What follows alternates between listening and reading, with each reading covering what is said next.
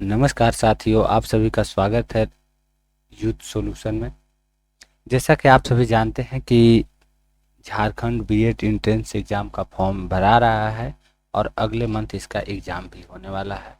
और उसमें मूल सब्जेक्ट मूल सिलेबस में अगर देखा जाए तो 40 अंक का टीचिंग एंड एप्टीट्यूड का क्वेश्चन आता है। 40 अंक का जो सिलेबस का सबसे बड़ा इम्पोर्टेंट भाग है, उसी के सिलसिले में मैं आप लोगों के पास उपस्थित रहता हूं और एक मॉडल सेट आप लोगों को पूरा दिखाना चाहता हूं कि आपका एग्ज़ाम में कैसा क्वेश्चन रहेगा और कैसे आप उसे सोल्व कीजिएगा।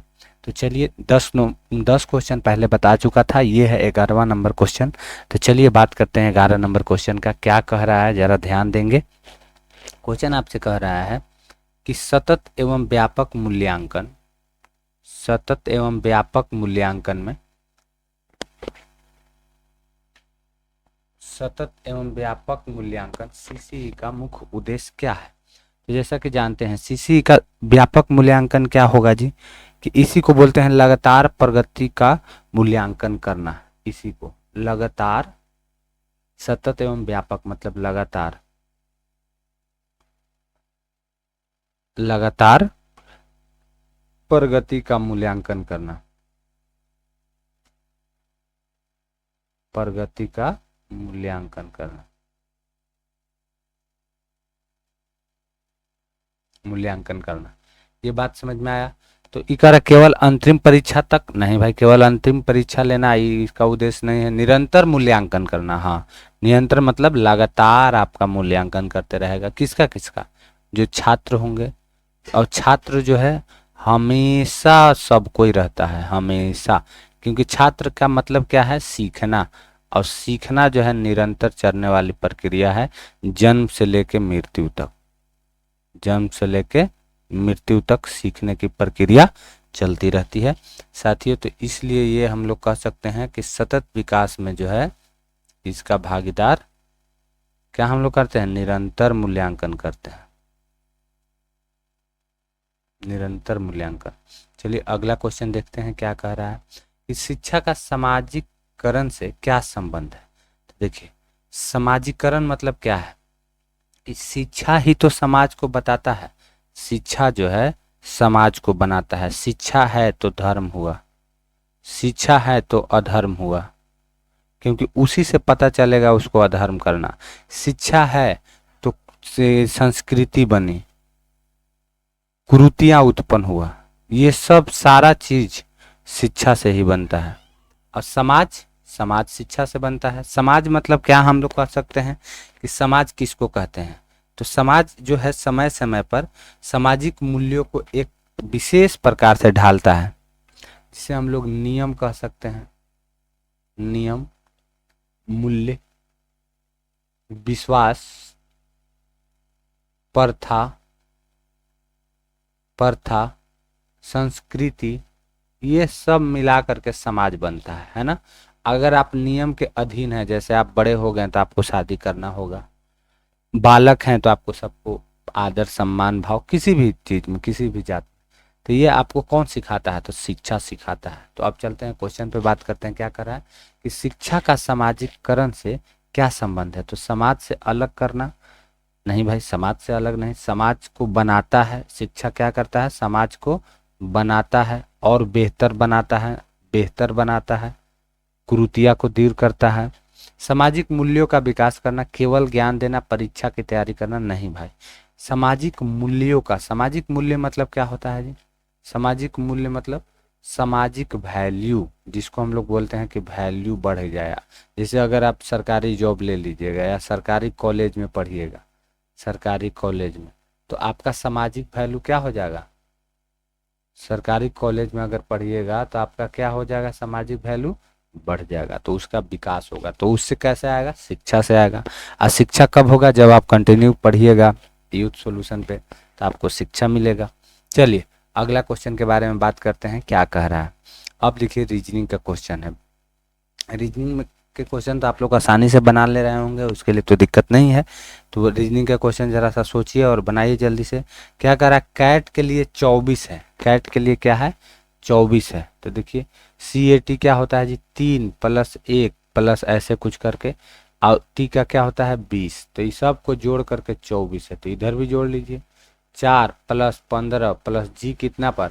अगर किसी को याद नहीं है, अगर किसी को याद नहीं है कि कौन कितना पर होता है, तो उसको ऐसे याद कर सकते हैं, ई जो टी टी वाई, इस 5 10 15 20 25। अब देखिए डी कहाँ है, ई से पहले ए बी सी डी, तो 4 हो गया। वो कहाँ है, तो 15। जी कहाँ, E F G, E F G मतलब 5 6 7, तो यहाँ पर क्या होना चाहिए 7। 15 5 20 और 6 26, 26 होना चाहिए, आंसर हो गया। ऐसा ही बस इतना ही हल्का रहता है। चलिए अगला क्वेश्चन का जवाब दीजिएगा। क्या कर रहा है, श्रृंखला को पूरा करें। श्रृंखला है दो, देखिए 2 के बाद 6 है, तो कितना जुड़ रहा है, यहाँ पर 4 जुड़ा है, यहाँ पे 6 जुटा है, यहाँ पे 8 जुटा है, तो मैंने 2 के गैप कर करके जुट रहा है ना, तो आपके 10 जुटेगा तो ये हो जाएगा 30। बात खत्म। 2 2 जुड़ रहा था यहाँ पे, देखिए 4 6 मतलब 2 2 जुट रहा था, +2 +2 +2, तो 10 जोड़ दिए। चलिए अगला का जवाब दीजिएगा आप लोग जल्दी से। करें यदि सभी गुलाब फूल है, सभी गुलाब जो है, देखिए सभी गुलाब क्या है, फूल है, तो पहले देखिए सभी गुलाब ये है, ठीक है, पहले एगो बना लीजिए। सभी गुलाब जो है फूल है, तो मतलब फूल बड़ा हो गया, ये फूल हो गया, अब इसी में गुलाब है, गुलाब हो गया। अब कह रहा है और कुछ फूल लाल है, कुछ फूल लाल है, ये लाल, इससे इधर से भी लाल हो सकता है, लाल, तो इसमें देखिएगा तो कुछ गुलाब भी लाल हो सकते हैं, कुछ फूल भी लाल हो सकते हैं, कुछ फूल लाल हैं यहाँ पे, कुछ लाल फूल हैं, सभी गुलाब लाल हैं, ये तो बात गलत है भाई, सभी कैसे कुछ होता है, देख नहीं रहे हैं डायग्राम, अगर देखें तो यहाँ देखें हम लोग की फूल है, क्या है बाबू, फूल, थोड़ा सा मार्कर के कम करते हैं,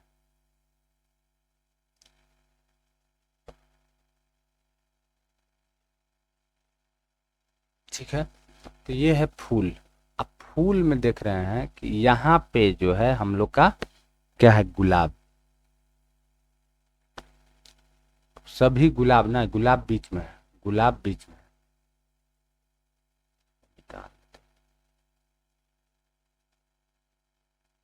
एक बार इसको समझ लीजिए, फिर बार बार समझाने की जरूरत नहीं पड़ेगा, इसके लिए अलग से मार बहुत लोग समझाता है। जैसे देखिए ये क्या है, हम लोग का फूल है, कह ये रहा था कि सभी, देखिए यदि सभी गुलाब फूल हैं मतलब फूल बड़ा होगा। अब इसमें जो है गुलाब है, इसमें गुलाब है,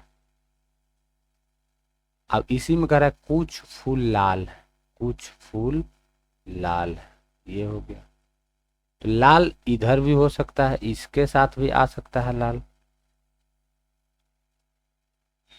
लाल इसके साथ भी आ सकता है लाल, तो यहाँ से देखेंगे तो कुछ कुछ के रिलेशन, यहाँ भी देखेंगे तो कुछ के रिलेशन, माने कुछ लाल फूल हैं, कुछ फूल लाल हैं, तो ये देखिए कह रहा है सभी गुलाब, तो सभी वाला तो काट दीजिए, कह रहा है कुछ गुलाब लाल हो सकते हैं, कुछ गुलाब लाल हो सकते हैं, बात सही है, कोई गुलाब लाल नहीं होगा, ये बात गलत है, कुछ गुलाब लाल हो सकते हैं क्योंकि कुछ लाल भी है, ये समझ में आ गया होगा। तो चलिए अगला क्वेश्चन के बारे में बात करते हैं, ये वाला हो गया हम लोग का आंसर। अगला क्वेश्चन के बारे में बात करते हैं, क्या कह रहा है, 16 नंबर क्वेश्चन कह रहा है ए बी से बड़ा है, ए जो है बी से बड़ा है, ये बी हो गया, है बी सी से छोटा है, बी जो है सी से छोटा है, मतलब ये बड़ा है, सी बड़ा है, तो सबसे बड़ा कौन है, बी सी से छोटा है। पहले देखिए ए बी से बड़ा है, ए बड़ा हो गया, अब बी जो है सी से बड़ा है, बी जो है सी से बड़ा है, ओ सॉरी, बी सी से बड़ा है, तो बी बड़ा हो गया, तो सबसे बड़ा ए हो गया आंसर। फिर से देख लीजिए ए बड़ा है बी से, ठीक है, बी बड़ा है सी से, बी बड़ा है सी से, आंसर ऐसे ही मार लिया जाता है। चलिए अगला का जवाब दीजिएगा। कह रहा है कि 3 27, तो 3 का क्यू है ये, तो इधर 4 का क्यूब कर दीजिए, 4 को 16, 16 के 64 आंसर। चलिए बहुत अच्छा। अब देखिए टीचर में कितने अक्षर वर्णमाला क्रम में सही स्थान पर, इसको दो तरीका से बनाया जाता है। पहला तरीका तो गिन लीजिए, 1 2 3 4 5 6, 5 गो के बाद ही है ना, पांचवा कलम पे, तो ये हम लोग कह सकते हैं। दूसरा कि ऐसे गिना जाता है कि टी के बाद देखिए आगे क्या है, तो टी के बाद यू भी ये सब तो नहीं है, ई एफ जी है, देखिए ई एफ जी एच, ये सही क्रम पर है कि नहीं।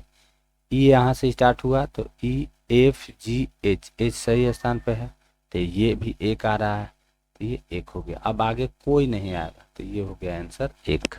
चलिए अगला का जवाब दीजिएगा आप लोग।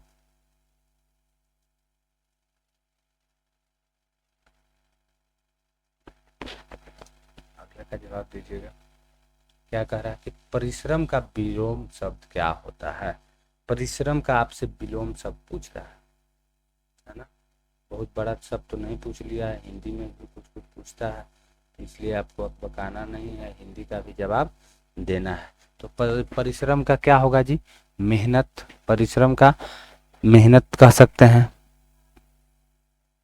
उसका मतलब होता है। अब विलोम इसका अगर देखा जाएगा तो आलस हो जाएगा, विलोम इसका क्या हो जाएगा, आलस हो जाएगा। परिश्रम का समानार्थी अगर देखा जाएगा तो मेहनत, मेहनती, ये सब। प्रयास का अप्रयास, कभी प्रयास नहीं किए। शर्म का वही शर्म मतलब मेहनत कर रहे हैं तो कमजोर कह सकते हैं। कार्य का कुछ नहीं। चलिए अगला का जवाब दीजिएगा जल्दी से। क्या करें, सही वर्तनी चुनिए। सही वर्तनी मतलब कि सही से कौन लिखा है, तो दृष्टि तो आप लोग सब कोई जानते हैं कि दृष्टि आईएएस जो है ऐसे लिखाता है। दृष्टि आईएएस कैसे लिखाता है, ऐसे लिखाता है, तो ये हम लोग का दृष्टि आईएएस, ठीक है। चलिए अगला का जवाब दीजिएगा आप लोग जल्दी से। कह रहा है 21, ऑनेस्ट का सही विलोम क्या है। ऑनेस्ट का सही विलोम आपसे पूछा है। सही मतलब ऑनेस्ट का क्या एक तरह से पूछा है, विलोम मतलब एंटोनिम। लॉयल, डिसऑनेस्ट, फेथफुली, ये सब आपसे पूछा है। तो डिसऑनेस्ट, डिसऑनेस्ट होता है। फेथफुली मतलब तो विश्वासी पात्र होता है। अपोसाइट मतलब इसका डिसऑनेस्ट, इसका उल्टा अगर कह सकते हैं तो ऑनेस्ट का डिसऑनेस्ट हो गया अपोजिट। लॉयल मतलब विश्वास पात्र, फेथफुली मतलब विश्वासी, पोलाइट मतलब नॉर्मल, ये सब कभी कभी पूछता है। चलिए अगला का जवाब दीजिएगा आप लोग। क्या कह रहा है क्वेश्चन, निम्न में से कौन सा संज्ञा है। संज्ञा है, संज्ञा के कितने भेद होते हैं तो सब कोई जानते होंगे। व्यक्तिवाचक, भाववाचक, समूहवाचक, द्रववाचक, है ना। तो उसी प्रकार से इसमें कह रहा है दौड़ना। देखिए जिसमें भी ना लगा रहता है, ना धातु, ना धातु, तो उसको हम लोग बोलते हैं क्या बाबू, क्रिया। और हंसना, बोलना, चलना, खाना पीना, दौड़ना, ये सब क्रिया। लेकिन देखिए सुंदर, विद्यालय, सुंदर क्या है, विशेषता है। ये क्या बतला रहा है, विशेषता। ये क्या बतला रहा है, विशेषता।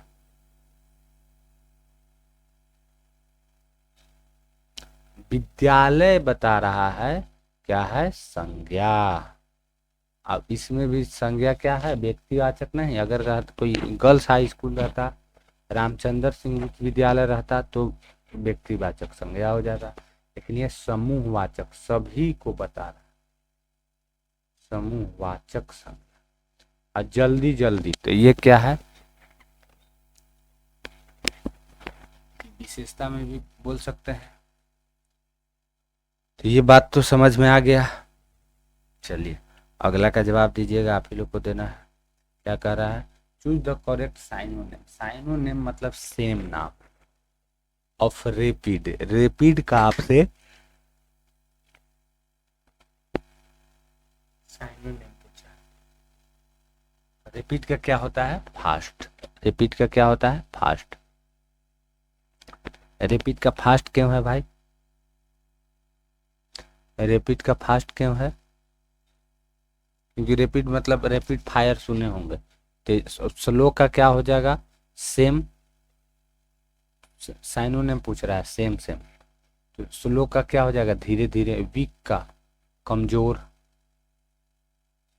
तो ये बात को ध्यान रखिएगा। ये हो गया फास्ट। चलिए अगला का जवाब दीजिएगा आप लोग जल्दी से। कह रहा है जल का पर्यायवाची शब्द क्या है। जल का पर्यायवाची शब्द पूछ रहा है। अग्नि तो आग का है, ये क्या है, आग का। वायु हवा का। नीर धरा जो है धरती का। वसुंधरा धरा, ये तो नीर हो गया किसका, जल का। नीर पर्यायवाची शब्द मतलब एक शब्द से अनेक शब्द कह सकते हैं, तो उसका 5-6 गो शब्द आ जाए, ये हो गया पर्यायवाची शब्द। अब अगला क्वेश्चन पर बात करते हैं। क्या क्वेश्चन आ रहा है। अरे झारखंड की राजधानी क्या है, तो सब कोई जानता है। झारखंड की रांची और उप राजधानी या औद्योगिक राजधानी जमशेदपुर, ये औद्योगिक राजधानी या उप राजधानी है, ठीक है। चलिए बहुत अच्छा। अब अगला पर बात हम लोग करेंगे। क्या कह रहा है क्वेश्चन, भारत का संविधान कब लागू हुआ। तो सब कुछ जानते हैं कि भारत का संविधान जो है हितत द्वारा 26 जनवरी 1950 को लागू हुआ, बना था।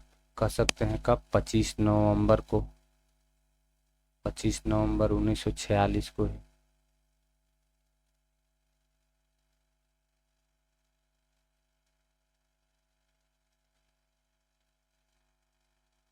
चलिए 15 अगस्त को देश आज़ाद हुआ था।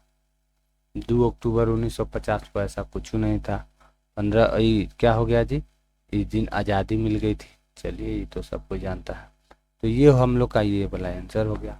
चलिए अगला का जरा जवाब दीजिएगा जल्दी से। क्या कह रहा है आपसे कि चंद्रयान 3 किस देश का मिशन है। चंद्रयान 3 किस देश का मिशन है। चंद्रयान 3 सब कोई जानता है।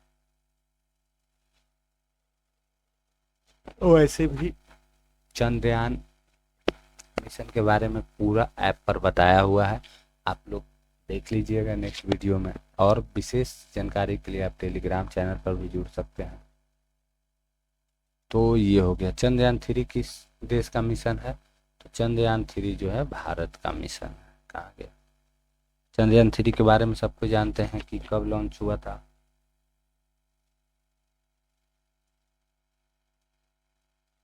चलिए अगला का जवाब दीजिएगा जल्दी से।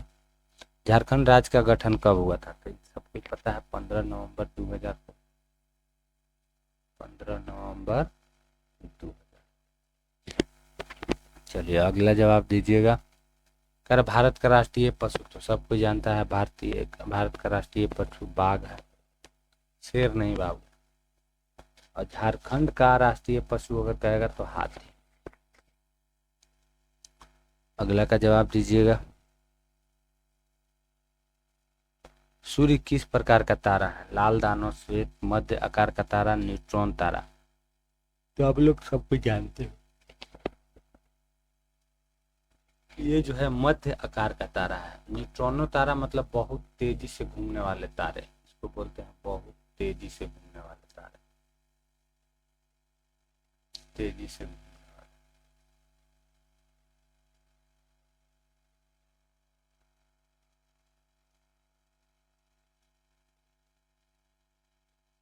ठीक है। अच्छा, श्वेत और बौना, श्वेत बौना जो खत्म हो जाते हैं तारे, श्वेत बौना उसको बोलते हैं। लाल दानव तारा का अंतिम समय, तारा का अंतिम दिन,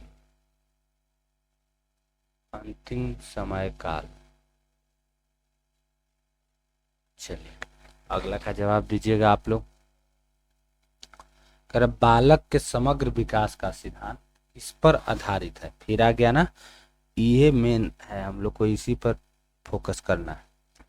तो ये कह रहा है बालक के समग्र विकास का सिद्धांत किस पर आधारित। बालक का समग्र सिद्धांत जो है शारीरिक विकास पर नहीं भाई, सिर्फ शारीरिक विकास होने से बालक का विकास नहीं हो जाएगा। मानसिक विकास पर नहीं, अगर तेज भी हो गया और शरीर बौना रह गया तो भी नहीं माना जाएगा विकास। विकास का मतलब होता है सर्वांगीण विकास। सर्वांगीण विकास मतलब सभी दिशाओं में विकास, सभी चीजों में, सभी चीजों में विकास। मतलब समझें, सभी चीज़ों के विकास मतलब क्या हो, सभी चीज़ों के विकास के मतलब क्या, कि शरीर में भी, बुद्धि में भी, सामाजिक ज्ञान में भी, सामाजिक ज्ञान में भी, समझ में भी, समझ में भी, आचरण और व्यवहार में भी, आचरण और व्यवहार में भी, तो ये सब मिला करके सर्वांगीण विकास कहलाता है। तो बालक का सर्वांगीण विकास इसी से हम लोग कहते हैं।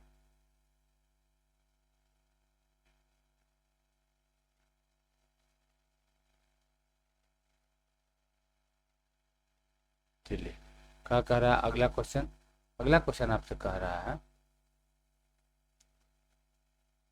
एक शिक्षक को छात्रों के साथ कैसा व्यवहार करना चाहिए।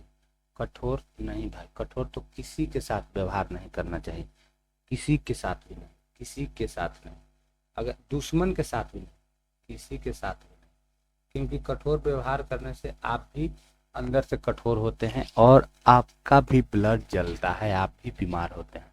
मित्रवत, मित्रवत उदासीन निरंकुश, देखिए कितना अच्छा अच्छा, अब आपको लग रहा होगा मित्रवत रखना चाहिए, आपको लग रहा होगा उदासीन भी रखना चाहिए, तो अब इसमें टेंशन वाला बात है।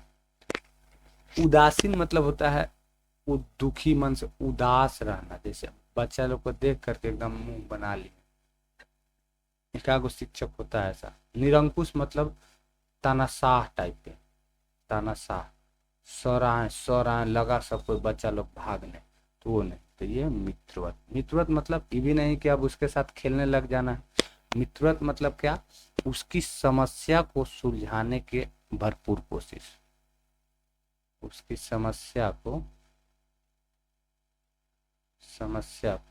सुलझाने का भरपूर कोशिश, सुलझाने का भरपूर कोशिश, जैसे ही आप ये करते हैं तो वो आपसे मित्रवत बन जाता है। बात समझ में आ गया। चलिए अगला क्वेश्चन का जवाब दीजिएगा। कर अधिगम का सबसे प्रभावी तरीका क्या माना जाता है। अधिगम मतलब क्या होता है, सीखने का तरीका। अधिगम मतलब क्या, सीखना।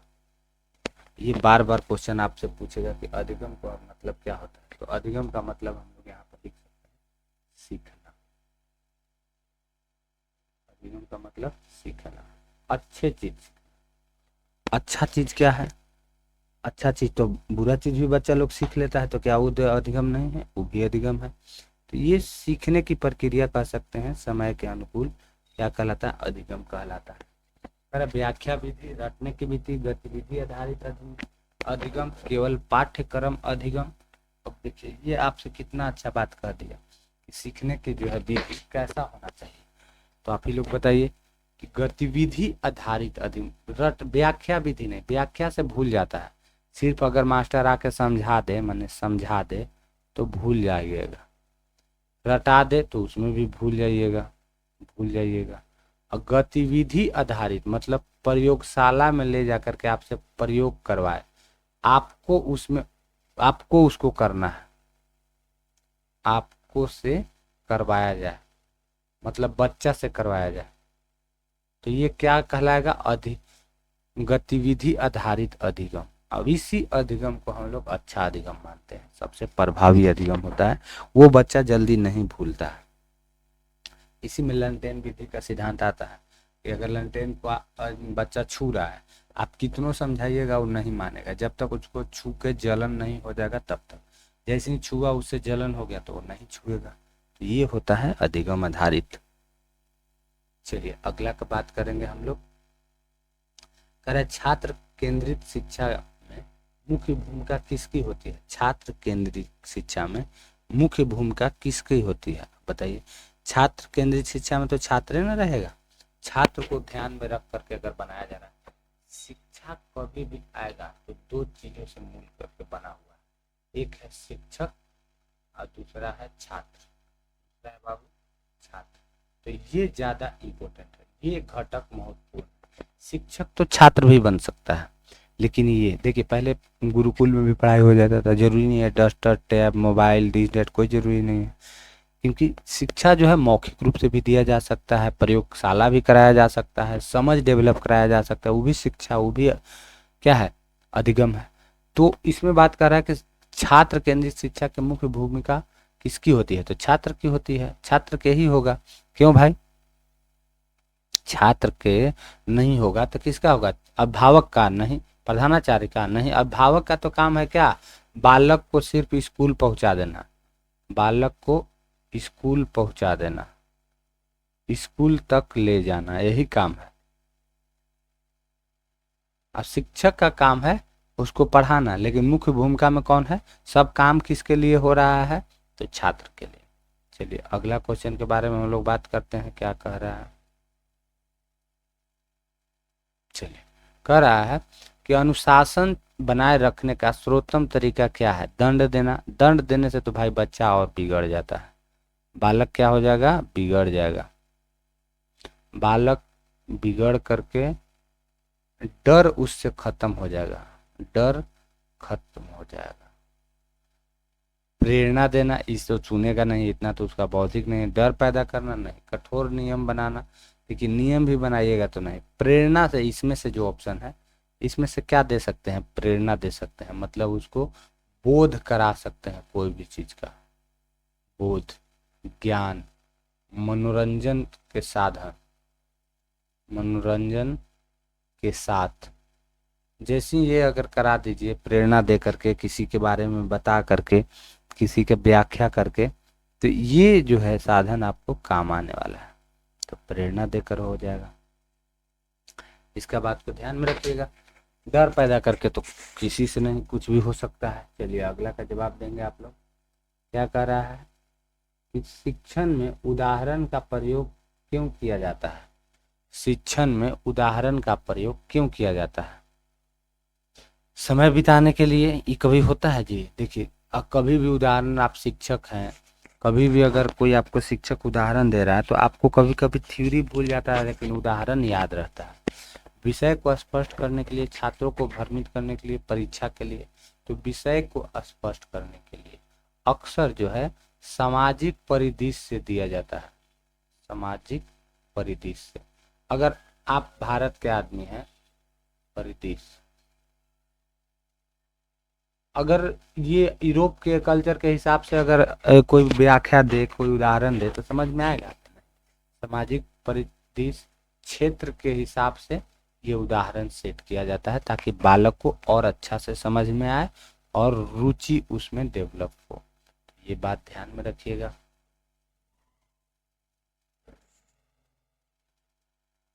चलिए अगला क्वेश्चन कह रहा है, कक्षा में प्रश्न पूछने का उद्देश्य क्या है। कक्षा में प्रश्न पूछने का क्या उद्देश्य है, छात्रों को परेशान करना नहीं भाई, सीखा है कि नहीं ये पता कर लेना, ये तो नहीं होगा। छात्रों की समझ का आकलन करना, ये हो सकता है। समय बिताना, शोर कम करना, नहीं, ये बात है। छात्रों के समझ का आकलन करना कि जो हम समझा रहे हैं वो समझ पा रहा है कि नहीं, समझ आ रहा है कि नहीं। अगर ये हम नहीं पूछेंगे आ रहा है कि नहीं, ये जानेगा मास्टर, तब ना आगे बढ़ेगा एक आदर्श मास्टर। अब बकलोल मास्टर है, मार आंख बंद करके पढ़ल जा रहा है, तो ये तो मतलब नहीं हुआ। चलिए अगला के बारे में देखेंगे।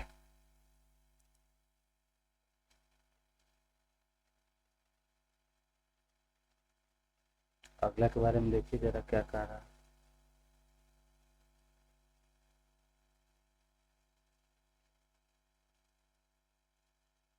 चलिए कह रहा है मूल्यांकन,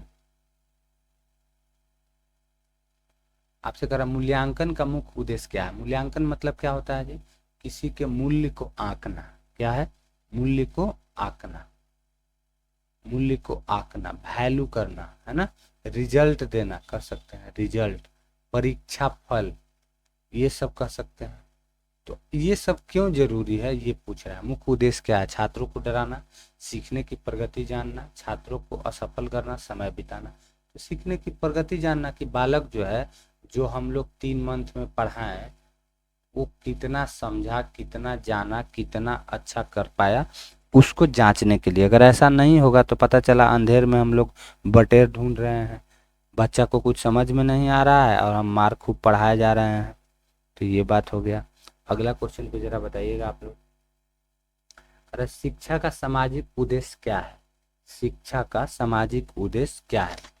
केवल ज्ञान देना, समाज के लिए योग्य नागरिक बनाना, परीक्षा पास कराना, नौकरी दिलाना? देखिए, शिक्षा का मुख्य उद्देश्य जो है समाज के लिए योग्य नागरिक बनाना। योग्य नागरिक मतलब क्या? जिसमें करुणा हो, जिसमें करुणा हो, आदर्श हो, ईमानदार हो, ईमानदार हो, मौलिक कर्तव्य को जानता हो, मौलिक कर्तव्य को जानता हो, मानवता हो। ये सब जो है डेवलप करने की कोशिश किया जाता है। शिक्षा का सामाजिक उद्देश्य यही है। ये नहीं कि नौकरी लिए, लेकिन आज वर्तमान में यही हो गया है कि शिक्षा का मुख्य उद्देश्य क्या हो गया है? नौकरी पाना। तभी तब करेंगे, नहीं तो जाके बिजनेस कर लेंगे। लेकिन शिक्षा का मुख्य उद्देश्य है मौलिक और आध्यात्मिक ज्ञान को उजागर करना। मौलिक ज्ञान कह सकते हैं, मौलिक ज्ञान। मौलिक ज्ञान से मनुष्य जो है मनुष्यता को सीखता है, मनुष्यता को प्रदान करने के लिए ये इसलिए शिक्षा जरूरी है। नहीं तो देखते होंगे कोई पढ़ा लिखा इंसान भी है, जॉब भी अच्छा कर रहा है, अब कहीं गुटखा खा के थूक देता है, कहीं जाके दारू पी के पड़ जाता है। हम अच्छे अच्छे लोगों को देखें, तो ये शिक्षा का उद्देश्य नहीं हुआ। शिक्षा का उद्देश्य है एक आदर्श, ईमानदार, करुणामय, प्रेममय आदमी का निर्माण करना, मनुष्य का निर्माण करना, जो सभी चीजों को रक्षा कर सके, प्राकृतिक से लेकर के अप्राकृतिक चीजों तक का, जो संतुलन बना सके। ये सब सारी चीजें होनी चाहिए। चलिए अगला का जरा जवाब दीजिएगा आप लोग। क्या कह रहा है क्वेश्चन नंबर 40 नंबर क्वेश्चन कह रहा है कि शिक्षण में ब्लैक बोर्ड का उपयोग क्यों किया जाता है? देखिए, सजावट के लिए, विषय को स्पष्ट करने के लिए, समय बिताने के लिए, अनुशासन के लिए। अगर ब्लैक बोर्ड नहीं होगा तो अच्छा से समझा पाइएगा, जिसको श्याम पट भी बोलते हैं, श्याम पट। तो ये विषय को स्पष्ट करने के लिए, विषय को स्पष्ट करने के लिए, सजावट के लिए यहाँ पर कुछ भी नहीं होता है। चलिए जरा अगला का जवाब दीजिएगा आप लोग।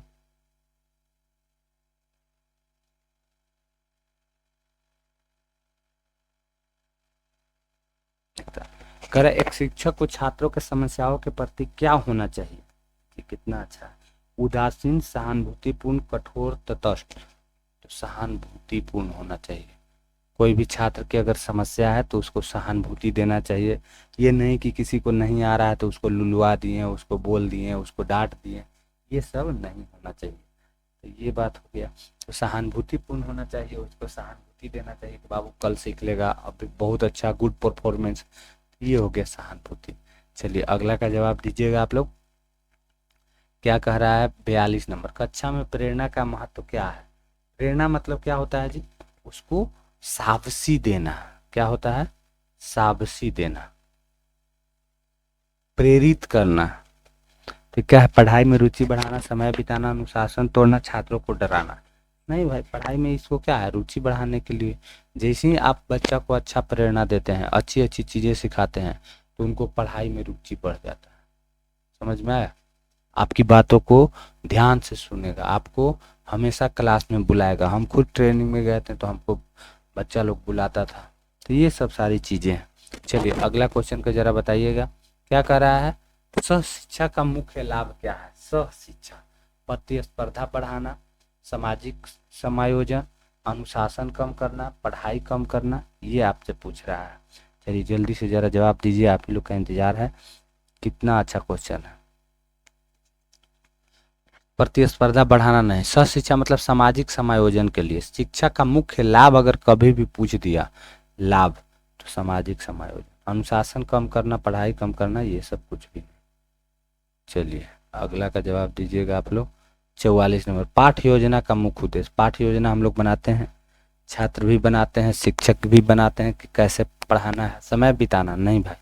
व्यवस्थित शिक्षण, छात्रों को व्यस्त रखना, केवल परीक्षा की तैयारी। व्यवस्थित शिक्षण, जैसे पढ़ाना है अभी जोड़ घटाओ, अब पहले ही आप गुना सिखाने लगिएगा तो बालक को समझ में नहीं आएगा। तो इसीलिए पाठ योजना बनाना है कि पहले कौन चीज पढ़ाएंगे, उसके बाद कौन चीज पढ़ाएंगे। तो ये हो जाएगा व्यवस्थित शिक्षण। चलिए बहुत अच्छा। अगला का जवाब दीजिए आप लोग। क्या कह रहा है कि यदि छात्र प्रश्न पूछे तो शिक्षक को क्या करना चाहिए?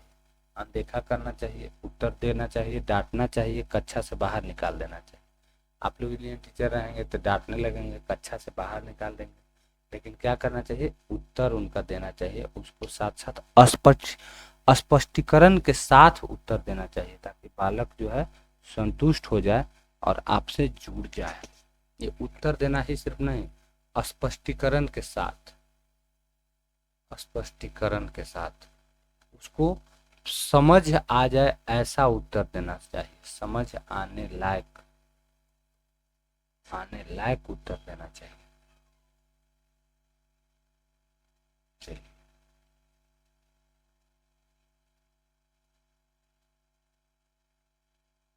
चलिए अगला का जरा बताइएगा।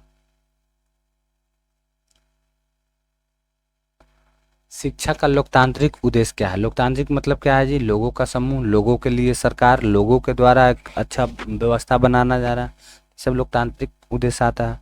समान अवसर देना, केवल प्रतिभाशाली छात्रों को पढ़ाना, केवल परीक्षा का पक्ष पर ध्यान देना, केवल ज्ञान देना।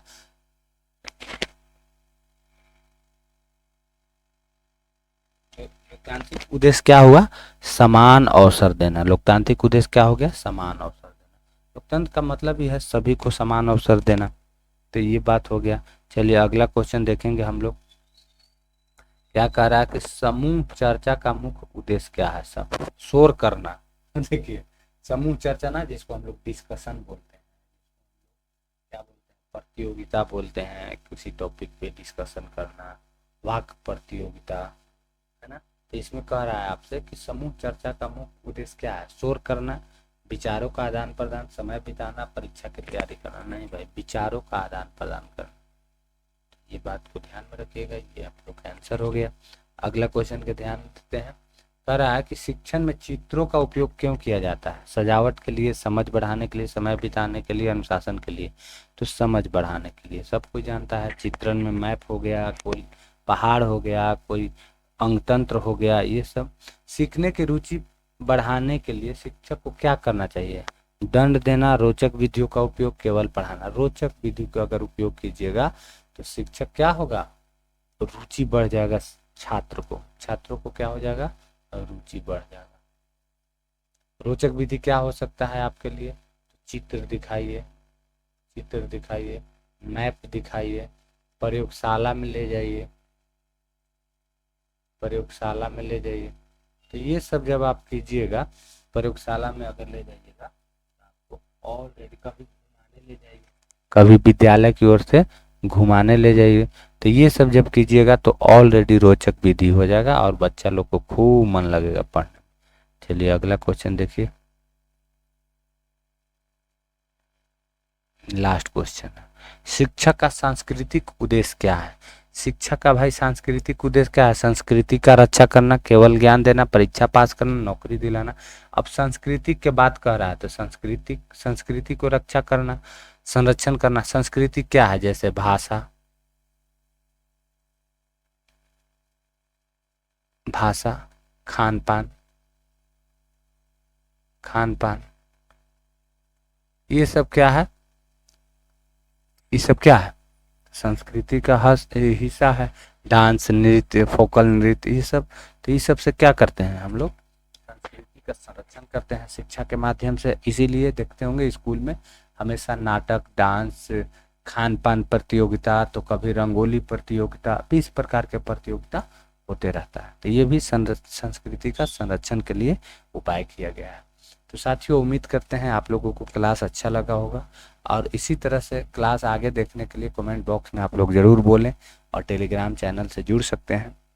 कमेंट बॉक्स में बोलें कि सर आगे बनाइए, तो मैं पूरा 10 से 20 set Jharkhand BEd entrance exam 2026 के लिए इम्पोर्टेंट क्वेश्चन का डिस्कशन करा दूंगा। अन्यथा एक और कराऊंगा और फिर उसके बाद नहीं कराऊंगा। आज के लिए इतना ही, मिलते हैं नेक्स्ट वीडियो में। जय हिंद, शुभ रात्रि।